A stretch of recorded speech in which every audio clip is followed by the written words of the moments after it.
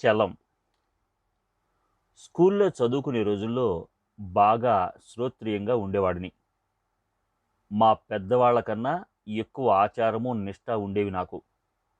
3 పూటల సంధ్యావందనం, గాయత్రి జపం, విష్ణు పూజలు, స్తోత్రాలు ఇన్ని చేసేవాడిని. కాకినాడ కాలేజీలో చదవడానికి వెళ్ళాక రఘుపతి వెంకటరత్నం నాయుడు గారి శిష్యుడినైనాను. పాత నమ్మకాలన్నీ ఒక్క ఊపుతో పటాపంచలైనాయి. కులము, తద్దినాలు, దేవాలయాలు అన్నీ మాని ఇంట బయట రొష్టుపడ్డాను. ఏకేశ్వరుణ్ణి హృదయంలో ప్రత్యక్షం చేసుకోవాలని తపనతో సాధన ప్రారంభించాను. ప్రార్థనలు, భజనలు, కీర్తనలు, ధ్యానం ఇట్లా వినియోగించాను నా కాలమంతా.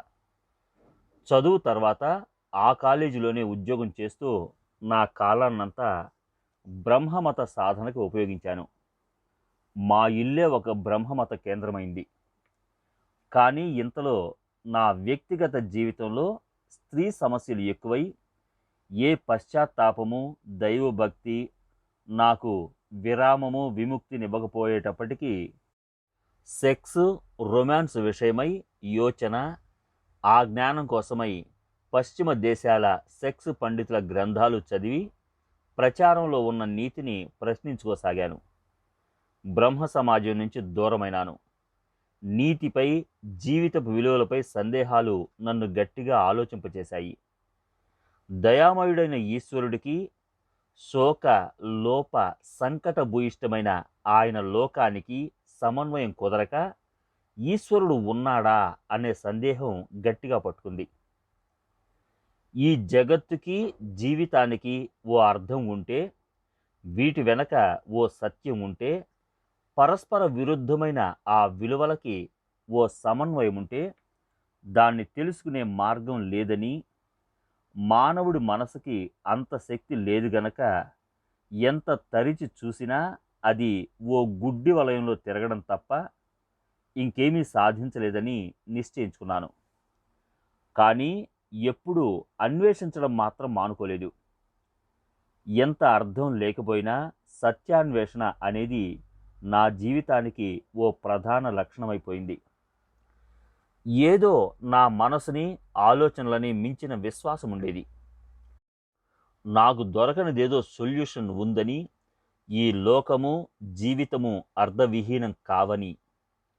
ఈ అయోమయ స్థితిలోనే సగం పైగా నా జీవితం గడిచింది. కానీ నిరంతరం నాకు తెలియని సత్యం కోసం అన్వేషిస్తూనే ఉన్నాను. కానీ నా అన్వేషణ ముందుకి తోవలేని గుడ్డి సందులో పడ్డట్టయింది. ఏ సంతోషము, వెలుగు, తృప్తి లేకుండా చాలా కారణం కనపడని యాతనను అనుభవిస్తున్నాను. అట్లాంటి సమయంలో దీక్షితులు గారు వచ్చి నన్ను తనతో షికారుగా రమణాశ్రమానికి తీసుకొచ్చారు 1936లో. తోవలో భగవాన్ కోసం పళ్ళు కొనమంటే కొననన్నాను. ఆయనకి సాష్టాంగ పడమంటే పడనన్నాను. దీక్షితులు గారు మరీ బలవంతం చేసిందాక. భగవాన్ ముందు నిశ్శబ్దంగా కూర్చున్న ప్రజలలో కూర్చోవడం నాకు బాధగా ఉంది. వచ్చినప్పటి నుంచి ఎప్పుడు పోదామని దీక్షితులు గారిని వేధిస్తున్నాను. ఆశ్రమంలో మనుష్యుల్ని చూసిన కొద్దీ అసహ్యం పుడుతోంది. ఈ మహర్షి ఏదో దివ్య పురుషుడంటారు మీరు, మనుషుల్నే మారుస్తాడన్నారు. ఇన్నేళ్ల మట్టి ఈయనని అంటిపెట్టుకుని ఉన్న వీళ్ళ మొహాలు ఇట్లా ఉన్నాయేమిటి అని అడిగాను దీక్షితులు గారిని. ఆనాడే కాదు, ఈనాడు కూడా అంత గ్రేస్లెస్ ఇన్స్టిట్యూషన్ నేను చూడలేదు. అక్కడి నుంచి దీక్షితులు గారు కదలక బలవంతాన ఉంచేశారు నన్ను. రెండో రోజు మధ్యాహ్నం భగవాన్ కొండ మీదకి వెళ్ళి హాలులోకి తిరిగి వస్తున్నారు. భక్తులు గుంపులుగా నుంచుని మాట్లాడుకుంటున్నారు. మా గుంపు వెనుక నుంచి భగవాన్ వస్తున్నారు. అందరూ పక్కకు తప్పుకుంటున్నారు. నేనే కదలలేదు. చోటు ఉంది, పక్కకు తప్పుకుపోతారులే ఆయన అనుకుని. భగవాన్ సమీపించేటప్పటికీ దీక్షితులు గారు నన్ను పక్కకు లాగేశారు. భగవాన్ నన్ను దాటి వెళ్ళి చప్పున ఆగి వెనక్కి తిరిగి నన్ను ఓ గొప్ప చిరునవ్వుతో ఓ నిమిషం చూసి వెళ్ళిపోయినారు. ఆ నిమిషాన నాకేం అనిపించలేదు, కానీ ఇప్పుడు తలుచుకుంటే ఆ నిమిషం నుంచే నన్ను జయించేసుకున్నారు భగవాన్ అనిపిస్తుంది. జయంతి నాటి సాయంత్రమే వచ్చారు ఘోర. ఒకరినొకరు ఆశ్రమంలో చూసుకుని ఆశ్చర్యపడ్డాం. ఆయన ఈ స్వామి దొంగ దోపిడీని కనిపెట్టాలని వచ్చారట. ఆయనలో మండే ఆగ్రహాన్ని వినడానికి ఒక సానుభూతి గల సోదరుడు దొరికాడు కదా అన్నట్టు మాట్లాడారు నాతో. ఆశ్రమాన్ని, భగవాన్ని ఉత్త చోరులని, పబ్లిక్ ఫ్రాడ్ అని తిట్టడం ప్రారంభించారు. నేను చల్లగా, నాకేం మోసం చౌర్యం కనబడడం లేదు, డబ్బిచ్చేవారు ఇష్టపడే మనస్ఫూర్తిగానే సమర్పించుకుంటున్నారు, ఎవరినీ గట్టిగా అడగరే వీళ్ళు అన్నాను. ఈ యోగికి ఆ పట్టుపరుపులేమిటి అని అడిగారు ఘోర. ఆ పరుపులకి ఆయనకి సంబంధం కనపడలేదు నాకు. వాటి మీద కూర్చోబెడితే కూర్చున్నారు, తీసుకుపోయి మట్టిలో కూర్చోబెడితే అక్కడ ఇట్లానే కూర్చుంటారనిపిస్తుంది. మొన్నటి వరకు కొండల్లో రాళ్ల మీదనే అనేక ఏళ్లు నివసించారట అన్నాను. ఘోర నా మాటలు ఒప్పుకోక, ఈ దోపిడిని ఆపాలి అంటూ వెళ్ళిపోయినారు. ఇన్ని విధాలైన దోపిళ్ళు అన్ని చోట్ల జరుగుతూ ఉండగా ఈ ఇన్నోసెంట్ దోపిడి మీదనే ఆయనకెందుకా ఇంత కోపం అనుకున్నాను. భగవాన్ని కానీ ఆశ్రమాన్ని కానీ చూస్తే ప్రత్యేకంగా నాకే గొప్ప అనిపించలేదు. ఎప్పుడు బయటపడదామా అనే ఆవేదన తప్ప. కానీ భగవాన్ కదలక గంటల కొలది ఎక్కడో శూన్యంలో చూస్తూ కూర్చున్నప్పుడు ఆయనలోని నిశ్చలత, నిర్లిప్తత, గంభీరత అన్నీ కలిసి గొప్ప ఆర్టిస్టిక్ భావాన్ని రేపేవి నాలో. ఆయన ఆకారం నాకు అందవికారం. ఆయన మాట, కంఠధ్వని కరుకు. ఆయనలో ఎక్కడా ఓ సౌమ్యం కానీ, దయ కానీ, ప్రేమ కానీ కనపడదు. ఓ సాయంత్రం ఆ ఆశ్రమాన్ని భరించలేక రోడ్డంబడి షికారుపోయి అనుకోకుండానే గిరి ప్రదక్షిణం చేసి వచ్చాను. వేద పారాయణ ముగియగానే నేను అనుకోకుండానే పాడాను. పైగా ఆ పాటలో ప్రాణ రమణ అని పల్లవి. ఆడియన్స్ అందరూ చాలా ఇంప్రెస్ అయినారు. భగవాన్ కూడా ముందుకు కూర్చుని శ్రద్ధగా విన్నారట. చివరికి బయలుదేరాం. దీక్షితులు గారు భగవాన్ వద్ద సెలవు తీసుకోవాలనుకున్నారు. నన్ను రమ్మన్నారు. ఆయనకి నాకేం సంబంధం, సెలవు తీసుకోవడం ఏమిటి? అట్లాంటివన్నీ నేను పాటించను, ఉత్త పూర్వాచారాలు, నేను రాను అన్నాను నేను. సరేలేండి, మీరు ఈ 4 రోజులు ఈ ఆశ్రమ అతిథులు కదా, వెళ్ళేప్పుడు చెప్పిపోయే మర్యాద కూడా పాటించరా అని అడిగారు ఆయన. సరేనని వెళ్ళాను. దీక్షితులు గారు సెలవు అడిగారు భగవాన్ని. నేను వెడుతున్నాను అని సణిగాను నేను. నన్ను చూసి భగవాన్ మళ్ళీ చిరునవ్వు నవ్వారు. ఆ చిరునవ్వుతో నేనేమైనానో నాకెట్లా అనిపించిందంటే, నువ్వు వెళ్ళిపోతే నాకేం తోస్తుంది ఇక్కడ, నేనెంత ఒంటరినైపోతానో అని భగవాన్ అంటున్నట్టు. నా కాళ్ళు ఆడలేదు. ఆగిపోదామా అనుకున్నాను. కానీ ఆ మనుషులు, ఆ హాలు, ఆ నిశ్శబ్దం జ్ఞాపకం వచ్చి బయటికి స్టేషన్ చేరుకొని hot toast, poached eggs, tea, cigarettes order ఇచ్చాను. ఆశ్రమం మీది నా కసి తీరా ఇన్నాళ్ళు వాటి నుంచి నన్ను దూరం చేశారని. నేను బెజవాడ వెళ్ళగానే పిల్లలు అడిగారు ఆ మహర్షి సంగతి ఏమిటని. నేను చూసింది, నాకు తెలిసినంత వరకు భగవాన్ చెప్పే వేదాంతము చెప్పాను వాళ్ళకి. మన మనసుగాక మనలో ఆత్మ అనేది ఉందని, ఆ ఆత్మని తెలుసుకుంటే మనకింక బాధలు ఉండవని, నేనెవరు అనే విచార మార్గం వల్ల ఆ ఆత్మని తెలుసుకోగలమని భగవాన్ అంటారు అన్నాను. ఆ మర్నాటి నుంచి మేము ఆ సాధన ప్రారంభించాం. దానివల్ల ఏమైనా ఉపయోగం ఉంటుందేమో చూద్దామని. నా మాటలు సౌరీస్ అంటే మా పెద్దమ్మాయి పైన గట్టి ఇంప్రెషన్ చేశాయి. నాకు విశాఖపట్నం బదిలీ అయింది. అక్కడ ధ్యానానికి కూర్చుంటున్నాను. చాలా వెంటనే నా ధ్యానం లోతు కావడం ప్రారంభించింది. త్వరలో ఆ ధ్యానం నా ప్రయత్నం లేకుండా దానంతట అదే నన్ను పట్టుకుని కూర్చోబెడుతోంది. మనసు ఆ సమయాల్లో ఆగిపోతుంది. ఇదంతా భగవాన్ ప్రభావమేనని స్పష్టమై భగవాన్ పైన పట్టు కుదిరింది. దాంతో నాకు ఆశలు కూడా ప్రారంభమైనాయి. చాలా త్వరలో నేను గొప్ప స్థితికి పోబోతున్నాననిపించింది.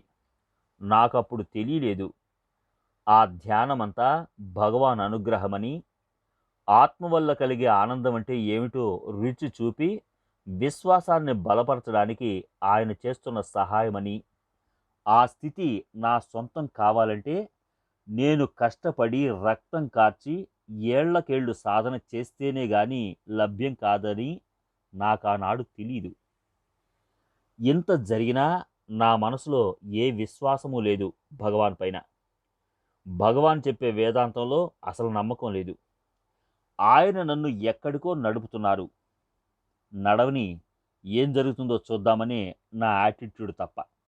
నా మాటలు విన్నప్పటి నుంచి షౌకి అంటే సౌరీస్కి, ఆమె తల్లి రంగనాయకమ్మ గారికి భగవానుని దర్శించాలని చాలా ఉత్సాహం కలిగింది. 1938 మే నెలలో మేము భగవాన్ దగ్గరికి వెళ్ళాం. భగవానుని చూడగానే షౌ ఒళ్ళెరగని ధ్యానంలో పడ్డది. భగవాన్ సమక్షంలో కూర్చుంటే నాకు ధ్యానం తీవ్రమవుతుందనే ఆశతో ఎప్పుడూ భగవాన్ ఎదురుగా హాల్లో కూర్చునేవాణ్ణి. ఏమాత్రం ధ్యానము వచ్చేది కాదు కదా, పైగా నరాలు పీకి పెట్టేవి. కానీ ఏదో ఒరుగుతుందనే పేరాశతో అట్లానే బలవంతాన కూర్చున్నాను. పాత భక్తులు, ఘరానా వాళ్ళు భగవాన్కి దగ్గరగా కూర్చునేవారు. నేను చిట్ట చివర కూర్చుని ఆయన కళ్ళలోకే చూస్తూ ఉండేవాడిని. ఒకసారి భగవాన్ తన దగ్గర ఉన్నవాళ్ళని అడిగారు.